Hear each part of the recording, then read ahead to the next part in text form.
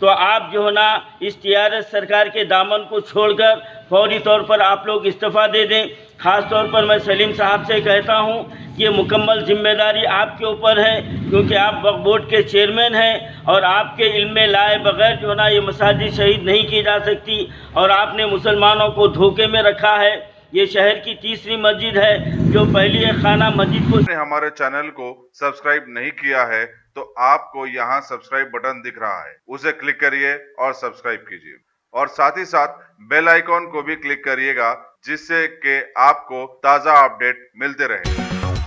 All India सूफी उलमा council के सदर हकीम सूफी शाह मोहम्मद खैरुद्दीन खादरी ने सेक्रेटेरिएट में मौजूद मसाजिद के तहफ़्फ़ुज़ में नाकामी पर वज़ीर दाखिला मोहम्मद महमूद अली और सदर नशीन वक्फ बोर्ड मोहम्मद सलीम को फौरी तौर पर इस्तीफ़ा दे देने का मुतालबा किया है। खैरुद्दीन खादरी ने बताया कि केसीआर के काले दौर में अब तक हैदराबाद की 3 मसाजिद को शहीद कर दिया गया है और इस किस्म की किसी भी वाक़े में कोई कार्रवाई नहीं हुई है। इन्होंने मजीद बताया कि मसाजिद की शहादत को हरगिज बर्दाश्त नहीं किया जाएगा। आज का दिन रियासत तेलंगाना के लिए एक सियाह दिन है और जनाब केसीआर साहब जो अक़लियत और मुस्लिम दोस्ती का जो दम भरते थे, आज उनके चेहरे से ये झूठ का नकाब उतर चुका है। सेक्रेटेरिएट के 2 मसाजिद और 1 मंदिर को जो मिसमार किया गया है। ऑल इंडिया सूफी उलमा काउंसिल 1 साल पहले इस बात का ऐलान किया था कि जिस वक्त एक खाना मस्जिद अंबरपेट शहीद की गई थी, उसी वक्त से ये खदशा लगा हुआ था कि टीआरएस हुकूमत के निशाने पर कई मसाजिद है और आवाम को ये समझना चाहिए कि ये सेक्रेटेरिएट की मसाजिद पर के शहीद करने के बाद फिर आगे जो है ना ये खामोश बैठने वाले हैं। ये हमारी सोच व फिक्र गलत है, बल्कि ये केसीआर साहब ये मुकम्मल तौर पर आरएसएस के एजेंडे पर अमल कर रहे हैं।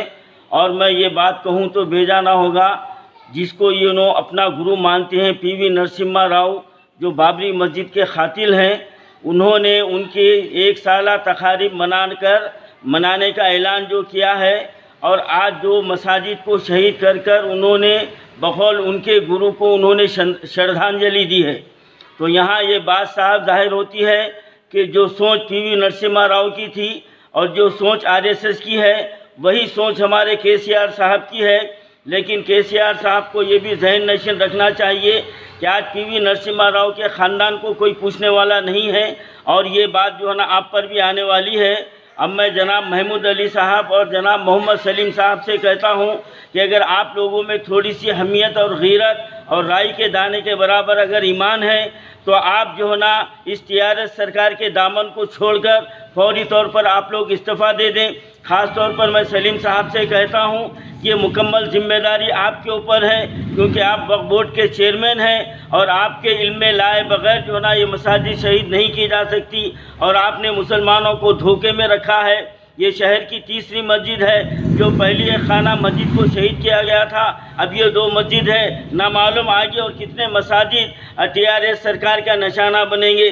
तो मैं तमाम मुसलमानों से अपील करता हूँ कि इस टीआरएस सरकार के दोगली पॉलिसियों में ना आए, बल्कि इनके दिखावे के बयानात पर यकीन ना करें। और बिलखुसूस महमूद अली साहब और मोहम्मद सलीम साहब को अगर जो ना थोड़ी सी हमियत और ईमान राई के दाने के बराबर है, तो आप दोनों को इस्तीफ़ा दे देना चाहिए और जितने मुसलमान जो टीआरएस में शामिल हैं उनको भी मुस्तफ़ी हो जाना चाहिए और यहाँ से एक मुनज़्ज़म पैमाने पर टीआरएस सरकार के ख़िलाफ़ एक जो है ना तहरीक शुरू करने की ज़रूरत है। इंशाअल्लाह ताला ऑल इंडिया सूफी उलमा काउंसिल इसके लिए एक मुस्बित राह अमल हम जो है ना इसको तय कर रहे हैं और इंशाअल्लाह हम जो है ना इसके ताल्लुक़ से बहुत बड़ा एहतजाजी प्रोग्राम भी मुनज़्ज़म करेंगे और टीआरएस सरकार की घिनौनी हरकतों पर हम खामोश बैठने वाले नहीं हैं और इंशाअल्लाह ताला टीआरएस सरकार को यकीनन अल्लाह ताला इनको तो जड़ से उखाड़ फेंकेगा।